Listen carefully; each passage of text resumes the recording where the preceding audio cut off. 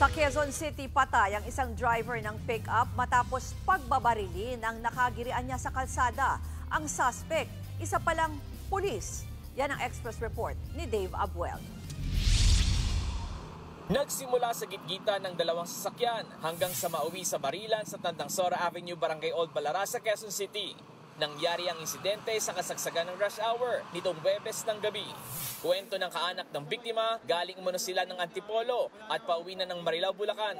Nang mapadaan sila sa Tandang Sora Avenue, kagirian po sa sa kalsada. Nagkagit-gitan po. Una po kasi pumasok po sa lane, nakapasok na po kami sa lane. Tapos ginit-git po kami ng na po to. Tapos po, pagkagit-git, yung driver po rin namin nagalit. Ginit-git rin niya ng konti. Nagulat na lang umuna sila na may dalang barilang driver ng van.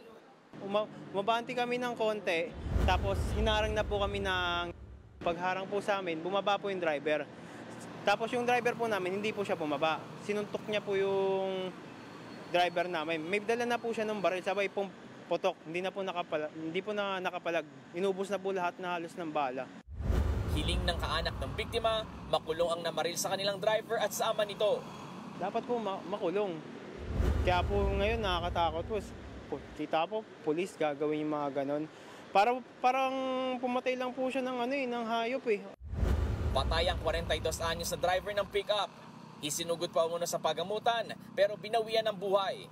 Kritikal ang lagay ng kanyang ama na kung saan nakaupo sa passenger side. Hindi po maayos yung kalagayan niya. Nasa critical po kasi siya eh. Napag-alaman na ang suspect sa pamamaril ay isa palang 48 anyos na pulis. Matapos ang pamamaril, agad na sumuko sa batasan pulis ang suspect. Nakatalaga ito sa QCPD Station 6 at may ranggong Police Executive Master Sergeant. Iniwan niya rin ang van na ginamit nang mangyari ang krimen. Hawak na ngayon ng Criminal Investigation and Detection Unit ang suspect. Na-recover ng SOCO ang 7 basyon ng bala sa crime scene na ginamit sa pamamaril. Sinusubukan pang makuha ang panig ng suspect at ng Quezon City Police District. Nagbabalita mula sa frontline, Dave Abuel, News 5. Mga kapatid, ako po si Ruth Cabal. Maging maalam at may pakialam sa mga may init at rumaratsyadang balita sa Frontline Express. Para maging updated sa balitaan, mag-subscribe lang sa social media pages ng News 5.